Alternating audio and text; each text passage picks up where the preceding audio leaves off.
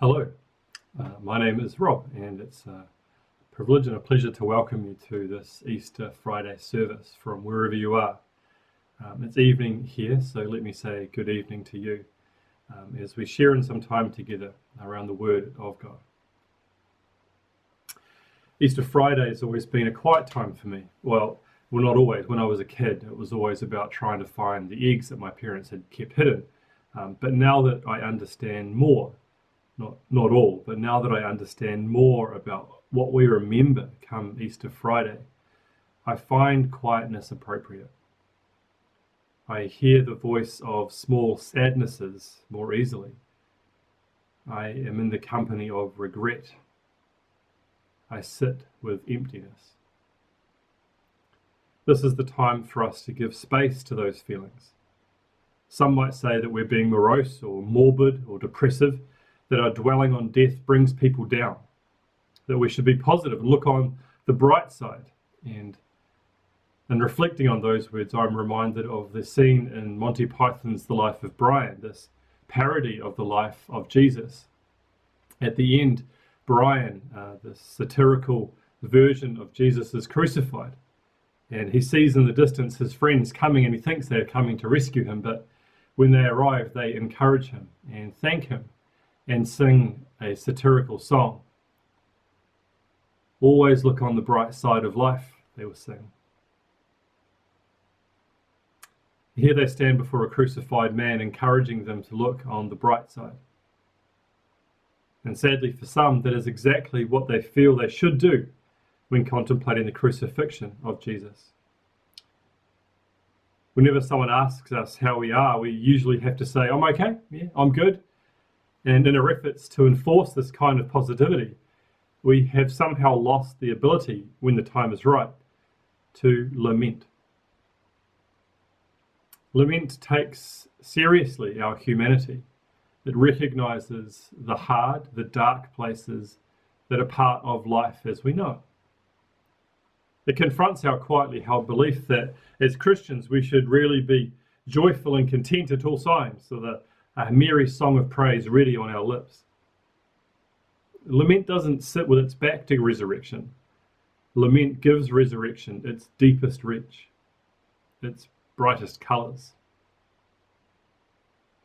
Lament speaks a new vocabulary into our worship. If you look at worship songs, you will be hard-pressed to find any that talk about lament.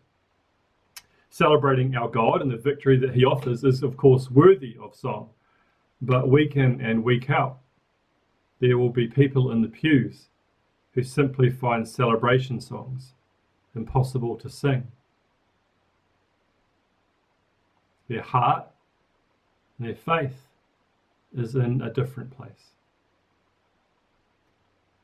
I remember a time of great grief in my own life, and a friend who knew the situation well saw me struggling. He didn't come over and pat me on the back and encourage me to be happy, although sometimes that is enough. This time wasn't that time. He sat down.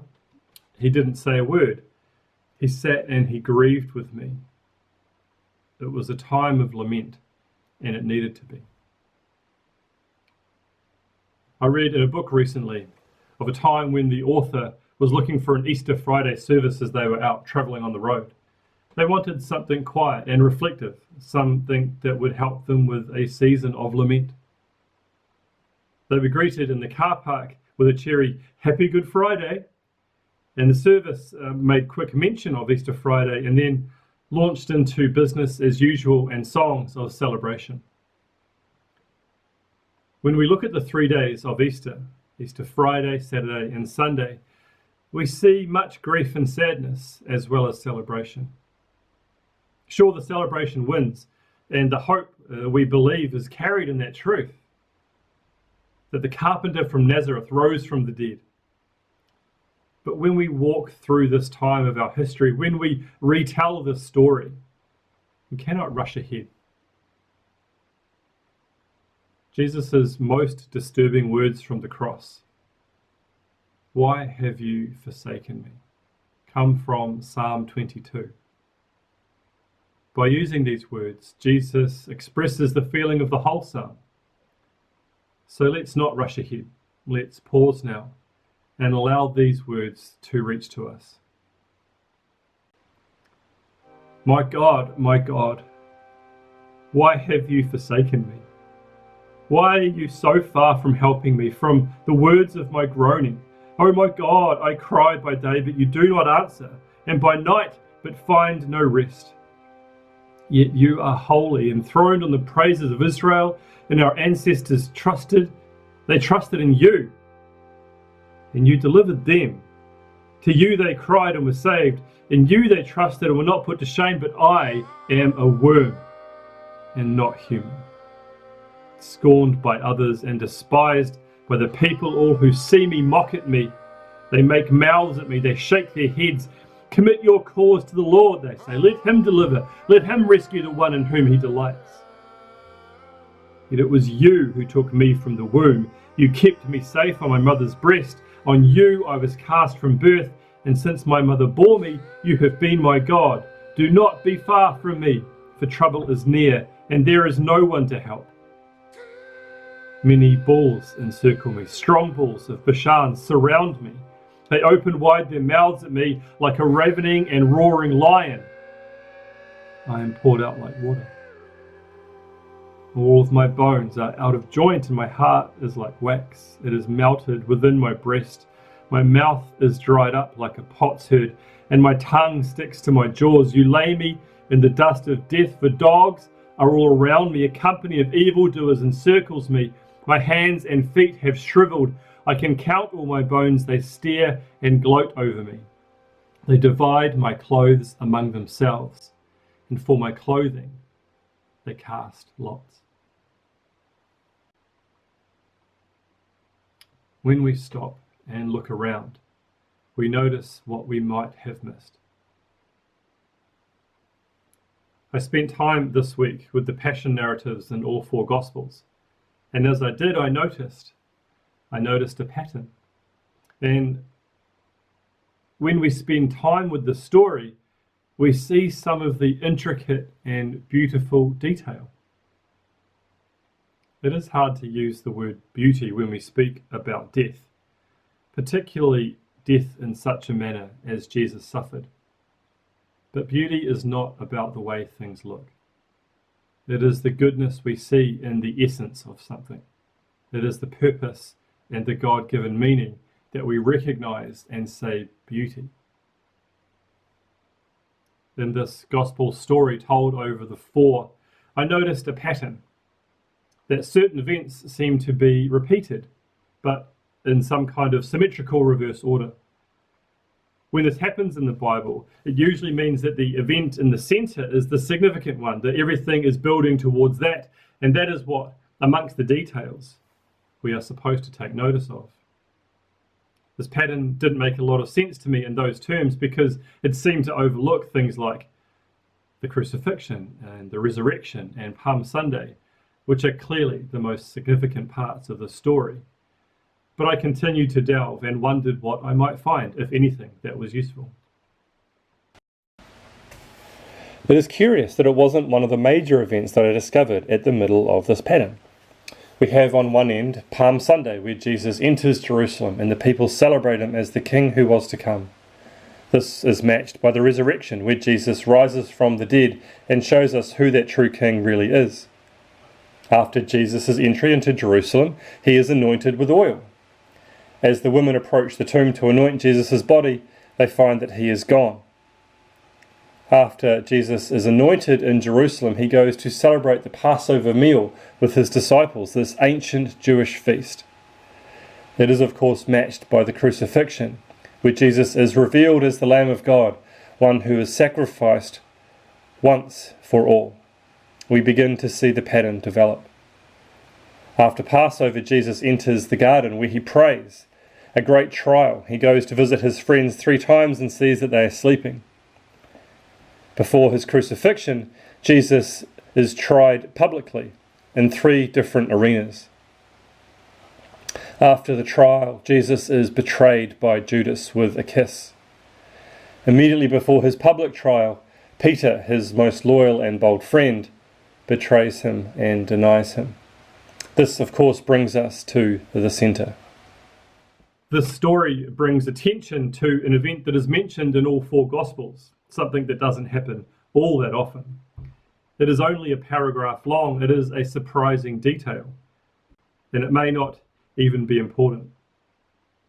The event is the arrest of Jesus and Peter, brandishing his sword, cutting off the ear of the slave of the high priest, a man named Malchus. What does this mean? Why is this happening? Why is Malchus there? Why is Peter doing this? What is this event all about? Is it even that important? Commentators recognize that this action of Peter's stands in contrast to the way of Jesus. Jesus is about peace. His kingdom is about conquering by peace. It is not about cutting the ear off some guy who just happened to be tagging along. Jesus healing the ear of his accusers is a further demonstration of the way his kingdom works. That is an adequate and satisfactory understanding of this passage. The four Gospel authors offer similar yet unique accounts of this same event. Mark's is the shortest. He says that somebody lost an ear and it was one of Jesus' friends that did it. Matthew gets a little more full, a more grandiose, saying that there is a legion of angels waiting in the wings to come and do violence should Jesus only ask them. Matthew's account finishes with Jesus saying, "This is the fulfillment of prophecy. This suffering that I've experienced in the garden and the suffering that I'm about to head to on the cross, that is all the way that things are meant to be." John's Gospel gives us the most detail. He names the servant of the high priest, a man called Malchus, whose name means "my king." And he tells us that it was Peter that cut his ear off. John's account also includes some interesting words of Jesus that link this event with the prayer and the suffering that Jesus has just endured in the garden. In John's Gospel, Jesus says, "Am I not to drink the cup the Father has given me?" Earlier, Jesus says to God, "If it is your will, could this cup please be passed away from me, taken from me? But not my will, rather yours be done." It seems then that Jesus has come to terms with the fact that this cup is for him to drink. This cup is full and ready for him to drink. And it is a cup that he drinks on our behalf. And this is the part of this section that really captured my attention the more I dwelt on it and thought about it. It seems that all of humanity is gathered around Jesus in this moment. In this darkened garden, we have guards and supporters. We have high priest slaves. We have aggression, violence, pride, arrogance, diffidence, indifference. We have rejection, acceptance. We have abandonment. It seems that all of humanity's reactions to Jesus are on display right here in this moment. And the moment is heavy with question. Questions from us to Jesus as these people surround him and they ask him, "What are you going to do? What are you going to say?" And Jesus, in the way that he often does, turns that question right back on us and says, "What are you going to do in this moment of testing? Where are you going to stand? Will we abandon him? Will we be wounded by one of his followers? Will we just go along with the crowd? Will we accuse Jesus from our own piety or sense of how we think the world should be? Will we try to defend God? Will we stand silent? Or will we flee? In Luke's Gospel, following the event where Malchus has his ear cut off by Peter, Jesus says, "No more of this." And it seems to me that the comment has a grander scope than just this single event. It's as if Jesus is saying, no more of this violence, no more of this hatred, no more of this anger, no more of this ignorance, no more of this wounding, no more arrogance, and no more pride. At the end of Luke's account, after Jesus says, "No more of this," Luke records, "He touched his ear and healed him." It is another stunning opportunity for us to see the kind of faith that Jesus calls us to. an awesome example for us to follow. We can be awed by Jesus' grace in this moment. Jesus, who has already suffered so much in his spirit and is about to suffer unimaginable horror on the cross. To reach out and heal someone who has come to lead him to death is an intimidating example for any follower of Jesus to emulate. We can look at this event and wonder, who am I in this story? And how might I be more like Jesus in this difficult and dark moment? And so as we finish our time together at Easter Friday, let us not reach ahead. Let us be patient. Let us dwell in those small sadnesses, those moments of regret, grief and emptiness. And let us meet our God there, one who knows those moments well, one who is faithful to be with us in them and through them. Amen.